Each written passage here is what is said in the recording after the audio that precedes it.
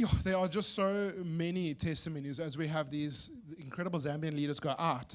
They're out all the time. Right now, I know 3 out of the 5 guys are out, and they come back with incredible testimonies of healing or people hearing about God. But there's a guy on our team, Maston.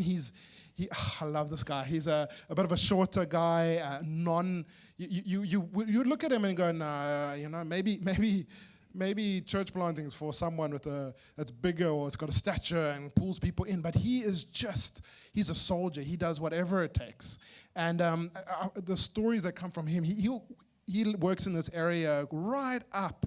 It's like between the kind of Congo and Angola on this tributary. It's hard to get to area. Most of the time, 6 months of the year, we can't get there by vehicle. So he goes there no matter what. He walks through water where there's crocodiles. He takes makolos. On those dugout boats, I've seen him put an ox cart on it. He sends me a photo of there like 2 ox cart on 2 makolas. He's crazy.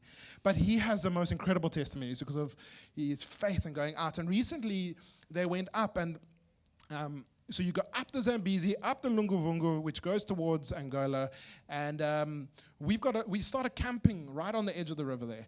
And there's a little town, when I say town, not really, it's like a district center further up, about 60, 80 kilometers up.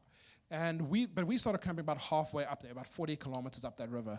And one of the incredible side testimonies of that is that above that river is not accessible by vehicle because you've got the Zambezi on the one side, the river tributary on the other. You just can't. You can cross the Zambezi with a pontoon where you drive your vehicle on, it drives across. But we would always have to cross the river and then walk, or take an ox cart or whatever. And so that whole region was completely unreached above there. And so the next thing we hear, we've got this little campsite. Next thing we hear is that the government has decided to put a pontoon, not at the district center where they should. And that's 60 kilometers. They can choose any place on 60 kilometers. That's far. That's like town and back. Like you can choose where you want to cross, even further than that. Hey, they choose our campsite, like right where we are. Wow. Like 100 meters, that's where they choose to put the pontoon. So all of a sudden, we can cross the river with a vehicle. Fantastic. So recently, Maston crosses there, and he goes quite far up, and he finds this village, and he comes across this guy, and the guy comes up and he says, "Are you here to share about Jesus?"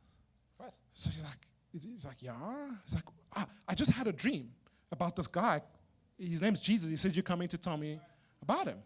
Amazing. And so Masson looks at this guy, and his skin is like gone like a gray color, like he's really not in a good place.